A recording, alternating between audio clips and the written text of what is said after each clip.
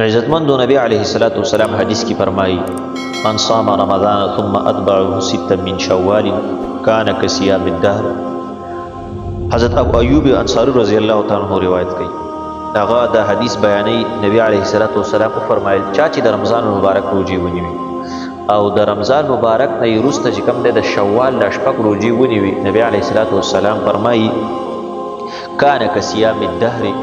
دا د سیده د کده چې ټول کال روزي نیولي یعنی ټول کال د روزي نیولي وي وسنګ ټول کال د روزي نیولي یو عمل چې کوم دی الله سبحانه و تعالی په لاس باندې ورکړي نو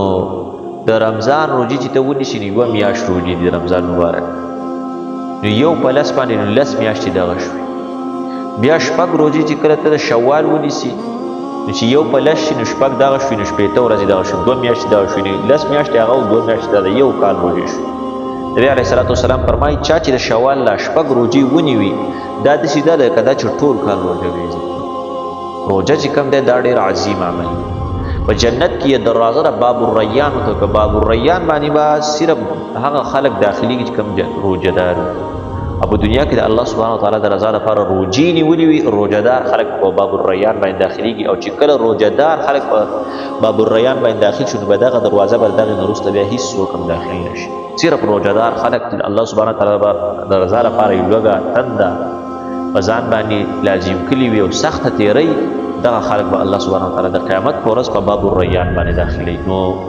د شوال د شپږ ورځې روزي نیول دا ډېر عظیم فضیلت لري او د شوال د شپږ ورځې روزي چې دی ونیوي دا وایي داسې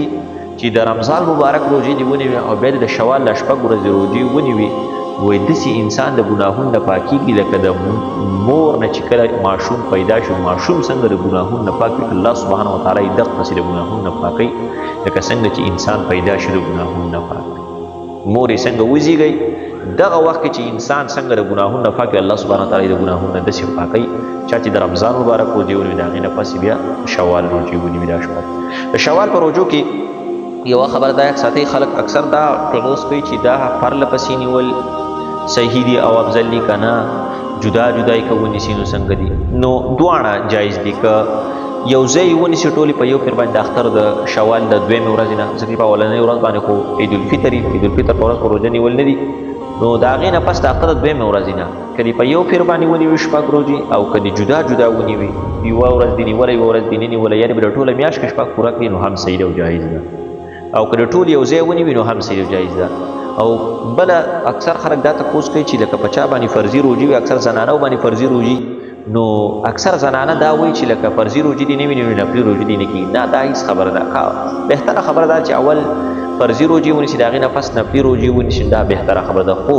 که چېرته د اول نفلي روزي ونیوي دا د شوال نه میاشته روزي د دې ثواب په نیت باندې ونیوي بیا وروسته ځانه فرضي روزي ونیسي هم څه دغه نشته دی الله سبحانه وتعالی په تعالی د دواړو اجر چې کوم دی هغه په خپل ځای باندې درکړي د یو کال په ثواب باندې عزتمندو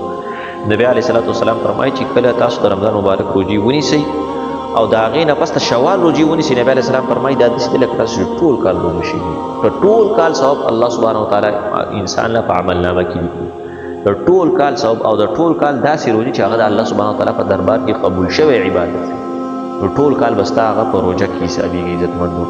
نو چې څوک هم دا روزي نیسي چې ستا ټول کال ټوله زندګي هغه ستا